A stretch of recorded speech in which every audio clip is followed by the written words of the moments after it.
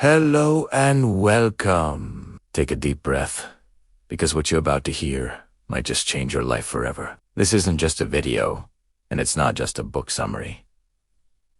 This is a mirror. It's the story of your inner battle, the war between the life you dream of and the fear that holds you back. The name of this book is The Mountain Is You. And in this mountain, you will see yourself. You'll learn why you keep repeating the same mistakes, why you procrastinate, sabotage your happiness, or stay stuck, even when you desperately want to grow. You'll understand that healing isn't about fixing who you are, but becoming who you were always meant to be. This is about understanding your emotions, your patterns, your inner wounds, and finally, becoming the master of your life, not a prisoner of your fear. Let me ask you this. What if one idea could change your mind forever? What if a single sentence could give you back the power you lost years ago? Books have changed history. They've built empires. They've saved people from depression, bankruptcy, and even worse. Books are how the rich get richer, not just in money, but in wisdom. Did you know the average CEO reads at least 50 books a year? Warren Buffett spends 80% of his day reading. Bill Gates reads one book every single week. Now, ask yourself, why? Because they know this truth. Books are time machines. One book can save you 10 years of mistakes, an author's entire lifetime of lessons given to you in just a few pages. And today, you're not just reading a book, you're discovering your hidden mountain. If you're learning English, this video will help you in 3 powerful ways. First, you'll hear real, spoken English natural words, emotional tones, and phrases used by native speakers. Second, you'll get slow, clear explanations. Every sentence is crafted for easy understanding. And third, you'll find deep motivation. You won't just learn English. You'll learn how to change your life. Your brain learns the language, and your heart learns to be powerful. By the time this series ends, you will no longer ask, why do I always mess things up? Instead, you'll start asking, what is this mountain teaching me about myself? You'll walk away with more clarity, more self-respect, more emotional strength, and the tools to rebuild your life. Most importantly, you'll have the belief that you can do it. So now, let's begin. Chapter 1. The Mountain Is You. Let's imagine a mountain. You're standing at the bottom, looking up. It's huge. It's cold. It's scary. The peak is covered in clouds. You want to reach the top? That's where your dream life is waiting. But you feel stuck. Maybe you've felt this before. You want to speak confidently, but you stay silent. You want to start a new habit, but you delay it every single day. You want to leave a toxic job, but you just can't seem to move. You want Lao, but you keep pushing it away. You might think the problem is out there, somewhere else. But the book tells us something profound. The mountain is not outside of you. The mountain asterisk is asterisk you. This means you are the one standing in your own way. Your fear, your self-doubt, your guilt, your past, your trauma, your excuses, your habits. You built this mountain, and now you have to climb it. Let's say it again, because this is crucial. Self-sabotage is not failure. It's communication. You sabotage yourself because a part of you is scared. Scared to grow, scared to lose control, scared to be seen, scared to succeed. Imagine you get offered a promotion. You feel excited, then suddenly anxious. You start showing up late. You miss deadlines. You don't know why, but deep down a voice is whispering, what if I'm not good enough?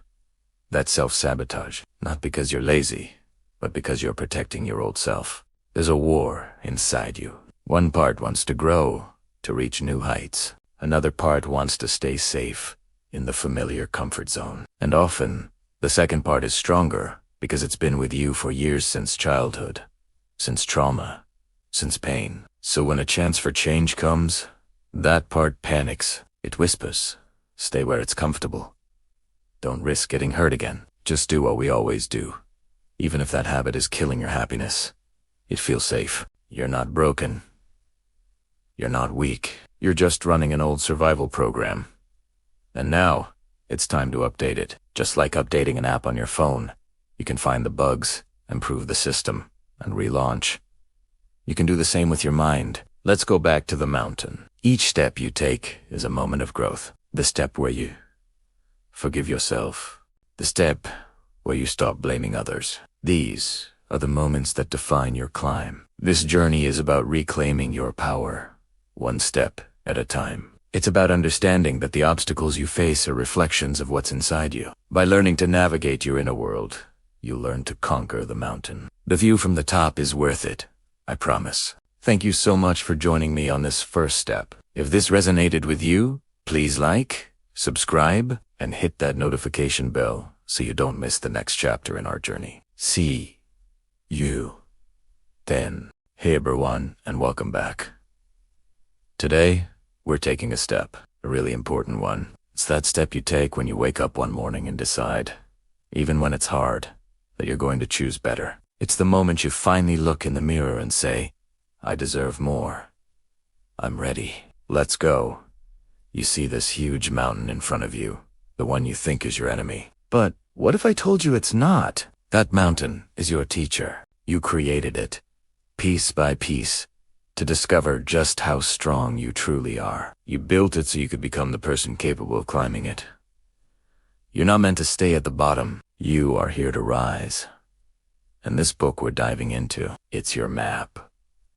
Let's jump straight into chapter 2, because this one is it's called, There's No Such Thing as Self-Sabotage. Before we get into it, take a second with me. Close your eyes. Think about the last time you messed something up in your life. Not by accident, but by your own hand. Something inside you knew it was important, but you still ruined it. Maybe you skipped that job interview, ignored that healthy habit you promised yourself you'd start, or pushed away someone who really loved you. And afterwards, you whispered to yourself, I don't know why I always do this. I sabotage myself. I'm the problem. But what if that's not true? What if the concept of self-sabotage, as you know it, doesn't actually exist? Your brain isn't trying to hurt you. It's wired for one thing, above all else. Survival. What looks like destruction from the outside is often just self-protection in disguise. Let's make this real. Imagine you see the perfect job opening. You know you're qualified, and your heart is screaming, go for it. But you wait, and wait. And the deadline passes, you didn't apply. You call it self-sabotage. But let's look deeper. Subconsciously, you might be terrified. What if I get the job and fail? What if I succeed and people expect more from me? What if I leave my comfort zone and I'm not ready? So, instead of facing the scary unknown, your brain whispers, let's just stay where we are. It's familiar here. That's not sabotage. That's your inner self, trying to keep you safe. Or maybe you finally meet someone incredible. They love you, respect you, support you. But slowly, you start pulling away. You pick fights, you create distance, and eventually, you break it off. You tell yourself, I ruined it. I always do this. But your subconscious might be screaming, last time I opened my heart, I got crushed. Love feels dangerous. This can't be real. I don't deserve this. So your brain builds walls, not to hurt you, but to protect you from feeling that pain again. This is the core idea of chapter 2. You're not one single voice. You're a beautiful, complex mix of dreams and fears, old memories and new desires. And sometimes, these parts disagree. One part of you craves success, while another is terrified of what success will change. One part yearns for love, while another is petrified of being abandoned again. This internal conflict isn't you trying to destroy your life. It's one part of you trying to protect the life you've already survived. Your subconscious doesn't care about growth. It cares about what's familiar. It asks one simple question.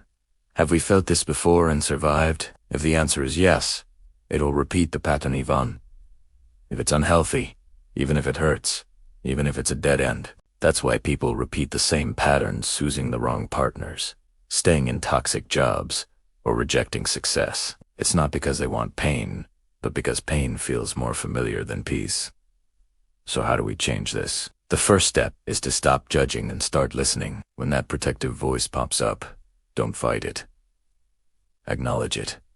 Say, I see you. I understand why you're scared, but we're not in danger anymore. We can do this together. Ask yourself, what do I want? And what am I afraid of losing if I get it?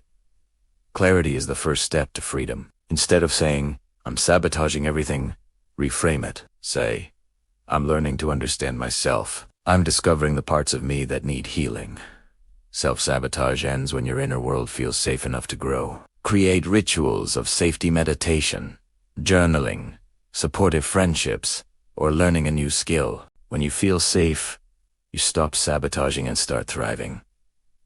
You are not broken. You are a story in progress, a healing heart, a rising soul. The moment you stop punishing yourself and start listening, that's when the real transformation begins. Now, let's talk about Chapter 3, because it gives us the key to making this happen. Your triggers are the guides to your freedom. So, what exactly is a trigger? It's not just something that annoys you. It's when something small on the outside a word, a situation, a person wakes up a deep, disproportionate emotional pain inside you. It's that huge wave of anger, sadness, or shame that hits you, and you don't understand why it feels so big. Here's an example. You text your friend, you see they've read the message, but hours go by with no reply. Suddenly, you feel anxious, rejected, unimportant. Why so much pain over a late reply? Because deep inside, it might have poked an old wound of fear of abandonment, a childhood memory of being ignored, or a past experience where silence meant danger. Your friend's silence isn't the problem. Your triggered memory is. Your triggers are road signs pointing directly to where your unhealed pain lives. And here's the secret of this chapter. If you want true freedom, don't run from your triggers. Follow them, understand them, heal them. Heal them. Triggers aren't here to destroy you. They're here to show you where you still hurt, what you haven't accepted, and where your power is still locked away. Let's say you're working hard, proud of your progress, and someone makes a small comment like, you could have done that better. Boom. You feel crushed, defensive, like you're not good enough. Is their comment really that powerful? No. What's powerful is the old wound it touched. Maybe you had critical parents, or a teacher who made you feel like a failure. Every small criticism now touches that same raw nerve. That's your trigger. Each time you get triggered, you get a key to unlock a door to your past. A key to finally heal the part of you that's still hurting. So instead of just saying, oh, I got triggered, I overreacted, pause and ask, wait, where did that pain really come from? What part of me needs my attention and love right now? Most people, when triggered, react in one of a few ways. They get angry. They blame someone else. They deny it. Or they numb the feeling with distractions. But if you truly want to grow, you have to do something different. You have to pause, feel the emotion without judgment, and ask questions. What is this feeling trying to tell me? What memory is this connected to? This is how you take back your power. This is how you heal. Thank you so much for joining me today. This work is deep, but it's the most rewarding journey you'll ever take. If this resonated with you, please hit that like button. Subscribe for more content like this, and share it with someone who might need to hear it. I'll see you in the next video. Listen. Understand. That's how healing begins. Pain is a compass. It points you to the exact place inside you that's asking to be healed. Triggers are like alarm bells. They ring when your heart is trying to say, please, look here. Please don't ignore me again. This is where I need love. This is where you left yourself behind. Here's a simple but powerful exercise. Think of a recent time you got really upset, hurt, or angry. Write down exactly what triggered you, the situation, the words, the tone. Now ask yourself, what did I feel in that moment? Where have I felt this before in my life? And what belief about myself does this trigger reveal? For example, I felt disrespected. I felt that way as a child when my opinions were ignored. The belief this trigger reveals is, I don't matter. Once you see it, you can speak to it. You can say to yourself, I am safe now. I'm not in that past moment. I can respond with awareness. Here's what people get wrong. They think if they avoid triggers, they'll have peace. But that's a fake peace. Real peace comes when triggers have no power over you anymore. And that only happens when you face them, understand them, and yield them. Every triggered emotion holds a hidden truth. Anger often means a boundary was crossed. Jealousy means you desire something you've denied yourself. Fear means you feel unsafe or uncertain. Shame means you're judging yourself through someone else's eyes. And sadness means you're holding on to loss, rejection, or grief. These are not weaknesses, TRA maps. And when you follow them with honesty, you start to reclaim your power. Imagine your colleague gets praised for their work. You've worked just as hard, but nobody says anything to you. Suddenly, you feel invisible, angry, and not good enough. Your trigger has been activated. Most people would react by thinking, I hate this place. They don't see my worth. That person is such a fake. But the real work is to turn inward and ask, why did this moment hurt me so much? What part of me still believes I need external validation to feel worthy? That's where the magic begins. The goal is not to become The goal is to become so self-aware that nothing outside of you can control you anymore. This isn't just a message, it's a revolution in how you see yourself. You are not weak for being triggered. You are not broken. You are becoming aware. Every trigger is a chance to go deeper, to meet yourself, to hold your own pain instead of running from it. It's a chance to listen to the child inside you and reclaim your mind, your power, and your peace. The mountain you are climbing is filled with emotional landmines. But now you know, every landmine is a lesson. Every trigger is a teacher. And your job is to understand, not to avoid. Because understanding creates freedom. This brings us to a life-changing skill. Building emotional intelligence. Ask yourself, what do I do when I feel overwhelmed? How do I react when someone disrespects me? Do I know how to handle difficult emotions, or do I just avoid them? If you've ever overreacted and later regretted it, or said I'm fine when you were breaking inside, then this is your breakthrough. Emotional intelligence is the ability to feel, understand, control, and direct your emotions with wisdom. Think about it. In life, your emotions make most of your decisions, not your logic. It's not your IQ that controls you in a moment of heartbreak or conflict.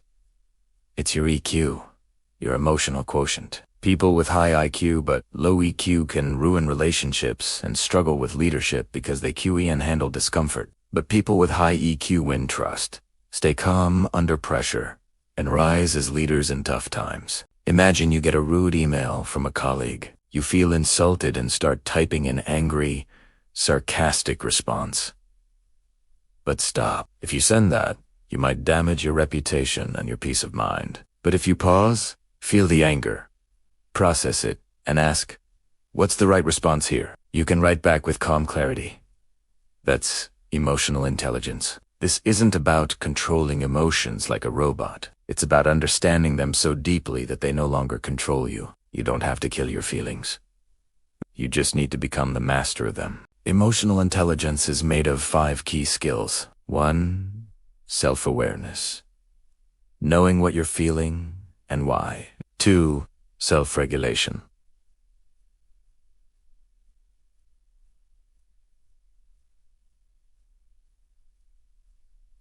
Managing your reactions. 3. Motivation. Using your emotions to drive you forward. 4. Empathy. Understanding others' emotions. And 5. Social skills. Managing relationships wisely.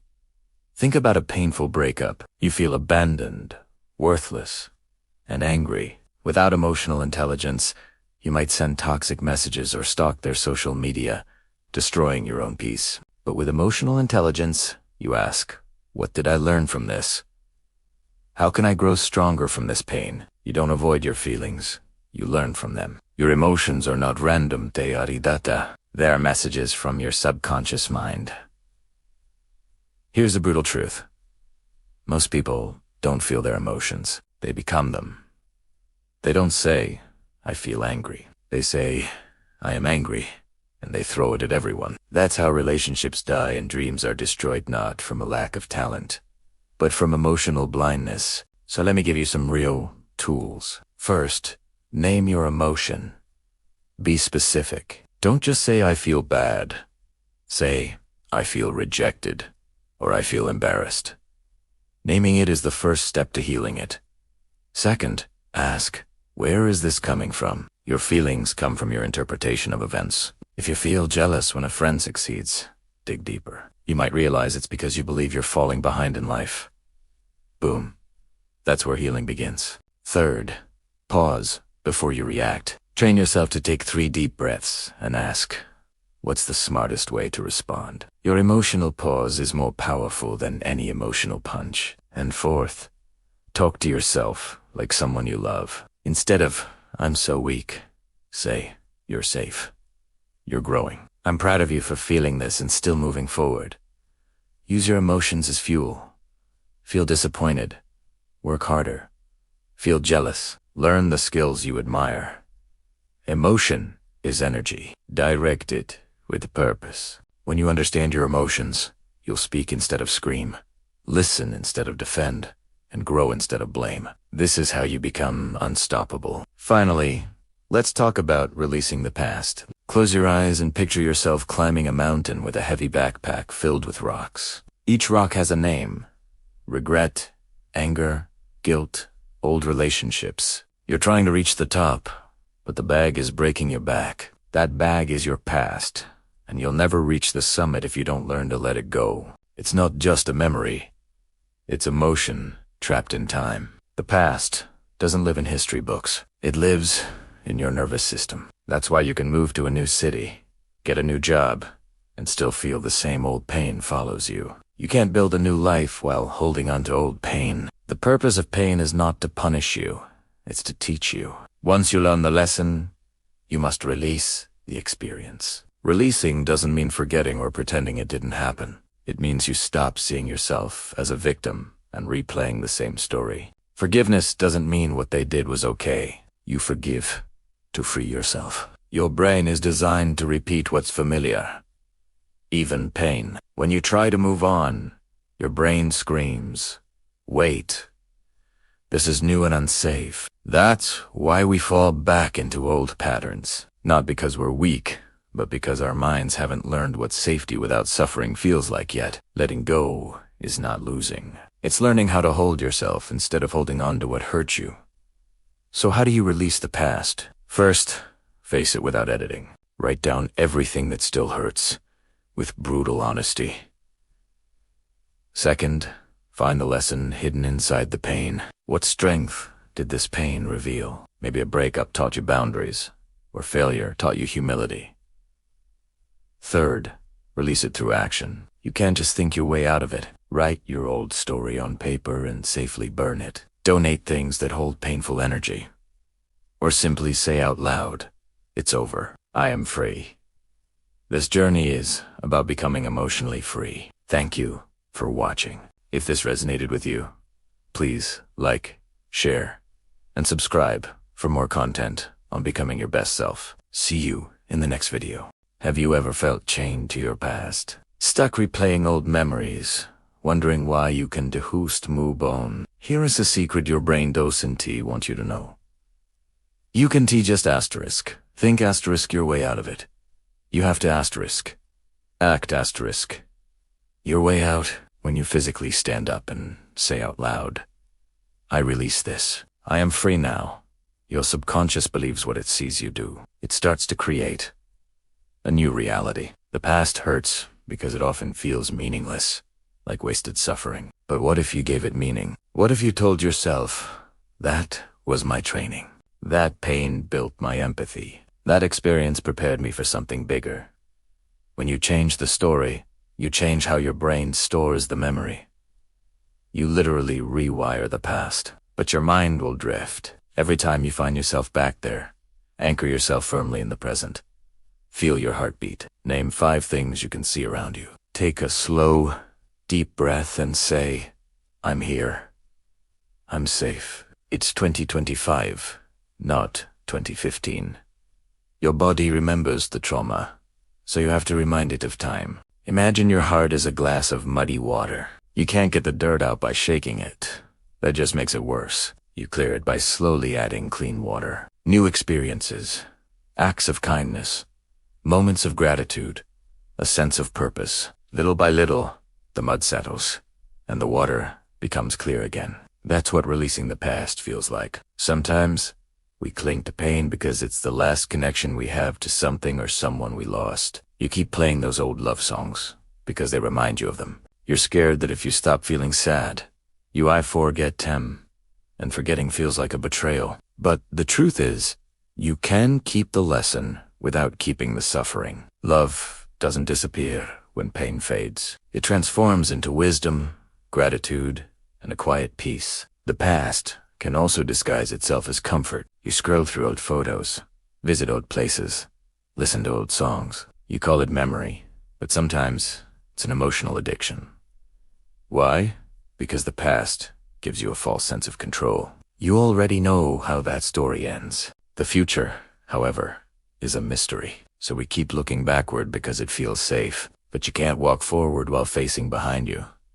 Stop trying to return to who you were. You've outgrown that version of yourself. Neuroscientists have shown that every time you recall a painful memory, your brain replays the same chemical pattern, which is why it feels so real all over again. But here is the game changer.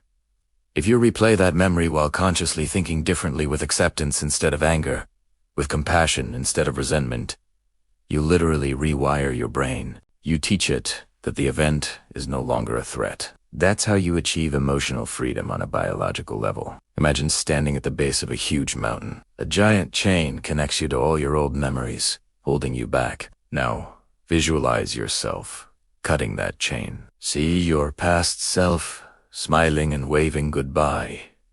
They aren't angry. They are proud that you're continuing the climb. Say softly, "Thank you for getting me this far. But now, I must go alone."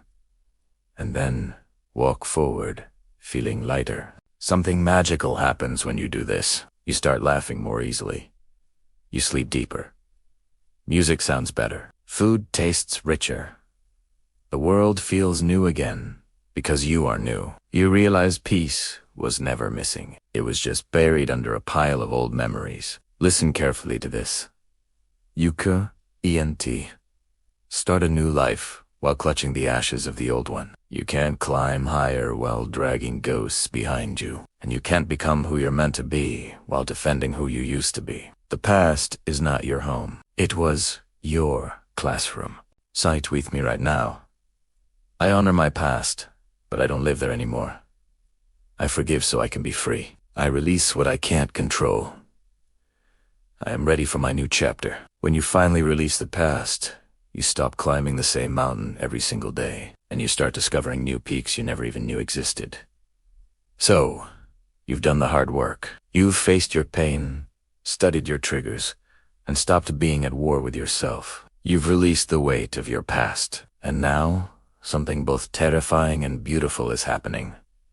You're no longer who you used to be, but you're not yet who you're becoming. You're in the middle, and this is where creation truly begins. This next chapter isn't about healing anymore. It's about building. Many people think that once they release the pain, the work is over. That's a huge mistake. When the pain is gone, it leaves an empty space. And if you don't intentionally fill that space with purpose, new values, and positive habits, your mind will naturally go back to the old pain, because it has nothing else to hold on to. Freedom isn't enough. You need a plan for your freedom. So now we ask the big questions.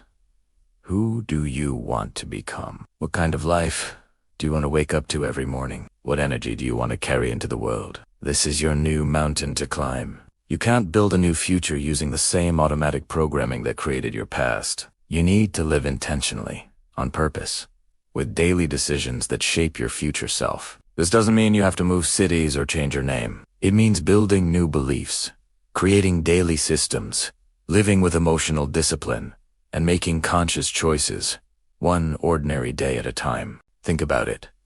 Someone wants to change their life. They've let go of their past trauma, and they're ready to rise. But their daily routine is wake up late, check their phone, skip breakfast, complain about their job, and scroll social media for hours before bed.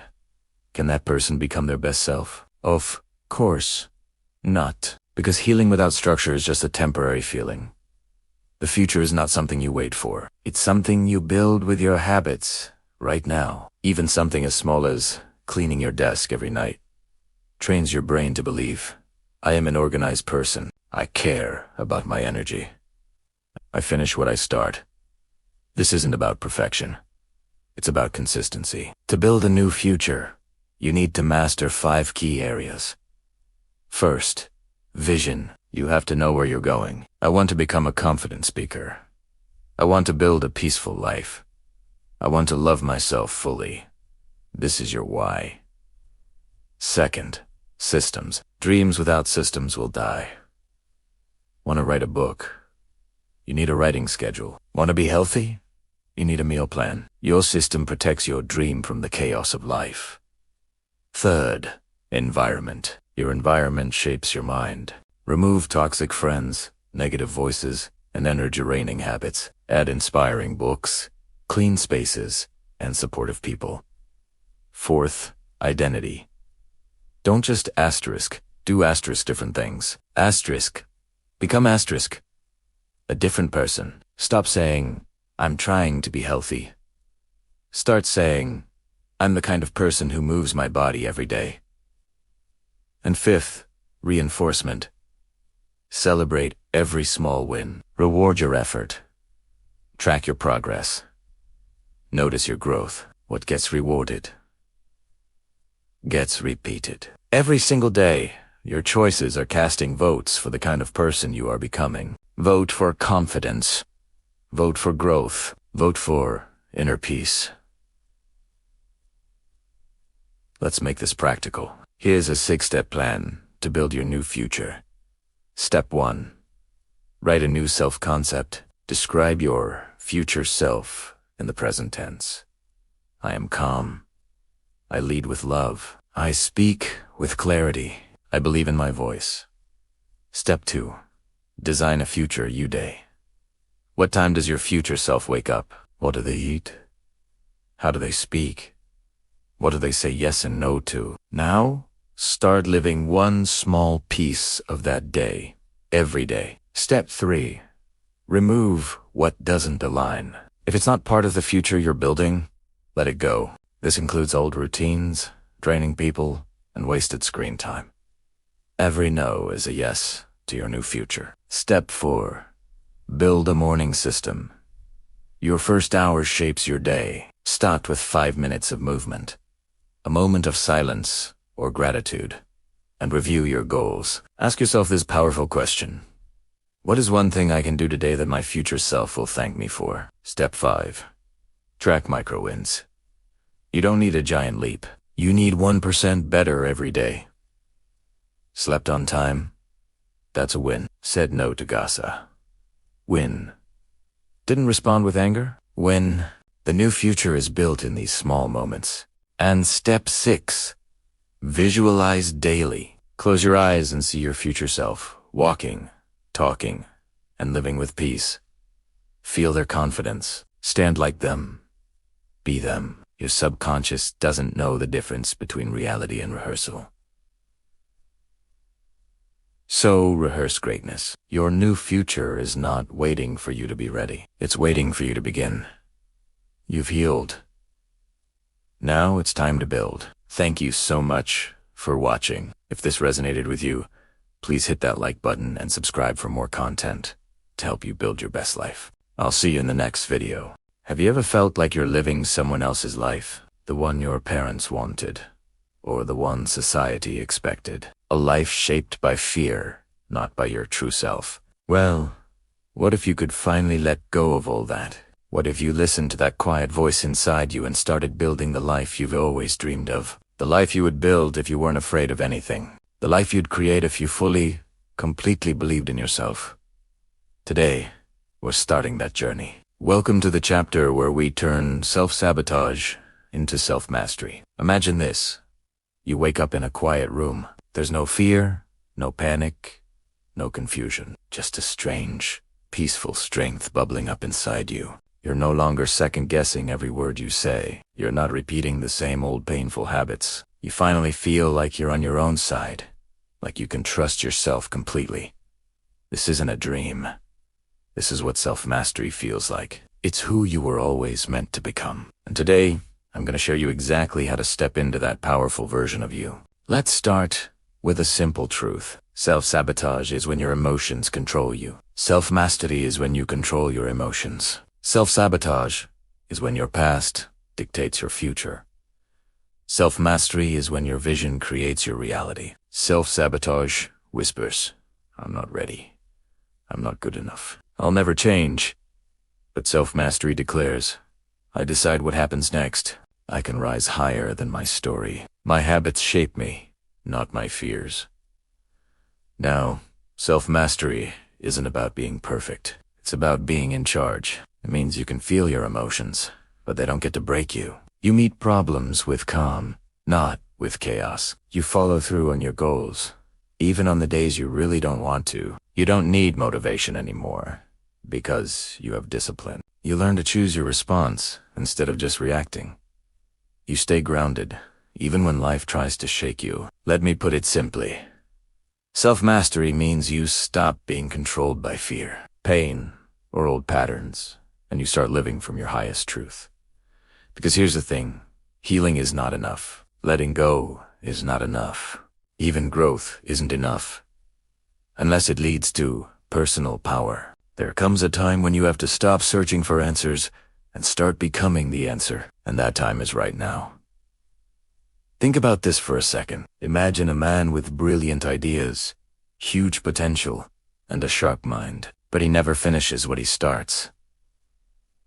He blames the world for his failures. He wakes up late, gets distracted easily, and unknowingly sabotages his relationships. Now, imagine someone else. They have average talent, but they wake up early. They keep the promises they make to themselves. They learn something new every day, regulate their emotions, and build their life slowly, brick by brick. Who wins in the long run?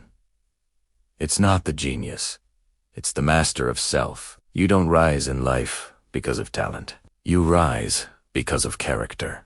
Nobody is born with mastery. You don't just wake up one day feeling strong and disciplined. You build that version of yourself, piece by piece, choice by choice. So, how do we do it? We do it by choosing alignment with the core pillars of self-mastery. The first pillar is radical self-honesty. This means you stop lying to yourself. You have to ask the hard questions. What am I pretending not to know? Where am I blaming others instead of taking action to change? What truth am I too scared to admit to myself? Maybe you tell yourself you are too busy to exercise, but the honest truth is you scroll on your phone for 3 hours a day. Self-honesty isn't about shaming yourself. It's the starting line. It's where your power begins. The second pillar is a responsibility without excuse. A person with self-mastery understands. This is my life. These are my habits. My reactions are my choice. It is my responsibility. You stop saying things like, "They made me angry," or "The world is just unfair," or "I just have bad luck." Instead, you start asking, how can I respond to this better? What can I learn from this situation? What is actually within my control right now? That last question is your greatest weapon. It brings the power back to you. This leads us to the third pillar. Emotional neutrality. Your emotions are powerful messengers, but they are not always the truth. A mastered person knows this. They think, just because I feel scared doesn't mean I'm in actual danger. Just because I feel tired doesn't mean I have to quit. Just because I feel unworthy doesn't mean I actually am. You don't have to obey every feeling that pops up. You learn to witness it, question it, and then consciously choose your action. And finally, for today, the fourth pillar. Delayed gratification. This is the art of doing what is right for your future self. Not just what feels easy in the moment. It's choosing to eat a healthy meal when you're craving junk food. It's studying for that exam when you'd rather scroll through social media. It's walking away from a pointless argument when every part of you wants to engage. It's going to sleep early when you want to watch just one more episode. Every time you make that harder choice, You are casting a vote for the person you want to become. You're building self-trust and proving to yourself that you are in control. These are the foundational steps to building a life you are proud of. It's a journey of 1,000 small decisions, but it starts with one, the decision to become the master of your own life. Thank you for watching. If this resonated with you, please like this video and subscribe for more content on building your best self. See you in the next one. Hey everyone, and welcome back to the channel. Today, we're diving deep into a topic that's fundamental to real, lasting change. Building your power quietly. It's not about showing off. It's about showing up for yourself. Let's get into it. First up, mental discipline. Truly masterful people choose focus over the illusion of being busy. Think of your brain as a precision tool, not a sponge that just soaks up everything. How do they do this? They journal to clarify their thoughts. They reflect on their day. They ruthlessly limit distractions, yes. That means putting the phone away. They ask themselves deep, meaningful questions. They read books that challenge them. They practice thinking slowly and speaking with clarity. They don't fill their minds with noise. They sharpen them with silence. This leads us to the micro habits of self-respect. Self-mastery isn't about one giant, life-altering breakthrough. It's the result of 10,000 small, consistent acts of self-respect. It's brushing your teeth on time, every time. It's keeping your personal space clean and organized. It's honoring the commitments you make to others and, more importantly, to yourself. It's learning to say no without feeling a shred of guilt. It's showing up and doing the work, especially when no one is watching. Each of these small acts sends a powerful message to your subconscious. I respect myself. And guess what? Your brain believes what you consistently do. Next, we have identity alignment. This is a game. You need to stop saying, I'll do it when I feel motivated. That's leaving your growth up to chance. Instead, you start saying, I do it because it's who I am. This shifts your entire perspective. You move from, I'm trying to eat healthy too. I am someone who eats healthy. You go from, I'm learning English to, I am an English speaker. You graduate from, I'm trying to be confident to, I am confident. Identity is the final lock that secures your new habits. Once you truly step into that new identity, you stay there. It becomes your default. You see, most people are more concerned with how they look than who they are. They post pictures of success, but don't do the hard, unseen work to build it. They say they want peace, but then chase drama and conflict. They claim, I'm working on myself, but actively avoid any form of discomfort or challenge. True self-mastery is private. It's quiet. It's real. You don't need to announce to the world that you've changed. Your energy, your presence, and your actions will show it for you. Listen closely to this, because it's important. You are not here to stay broken. You are not on this earth to chase people who don't value you. You are not meant to repeat the same painful cycles over and over again. You are not designed to stay at the base of the mountain, looking up at what could be. You are here to become the version of yourself who lives on the summit, the healed you, the brave you, the disciplined, focused, forgiving, fearless, and free you. So, you've climbed this mountain with us. You've reached this final page. But this isn't an ending. It's the beginning. This is the first deep breath of the new you.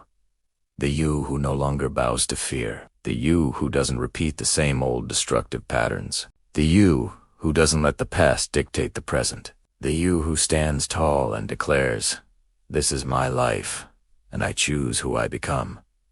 Let's be clear. No one is coming to save you. No magic solution is going to arrive at your doorstep at midnight. But the incredible news is, you now have everything you need right inside of you. You have awareness. You have emotional power. You have a sense of direction. And you have a map to guide you. Remember this, you are not behind. You are not broken. You are not too late. You are in a constant state of becoming. The mountain didn't stop you. The past didn't break you. The fear didn't win. Why? Because something deep inside you, that core of your being, refused to give up. If this video helped you, if it made you feel something you haven't felt in years, clarity, direction, or just a spark of inner peace, please, don't leave without doing one thing. Subscribe to this channel. This is just the beginning. We are building a community dedicated to deep healing, real transformation, and powerful growth. Your next breakthrough could be waiting in the very next video. So, click subscribe and keep climbing with us. Not because you're broken, but because you're starting to realize just how powerful you can truly be. Thank you for watching.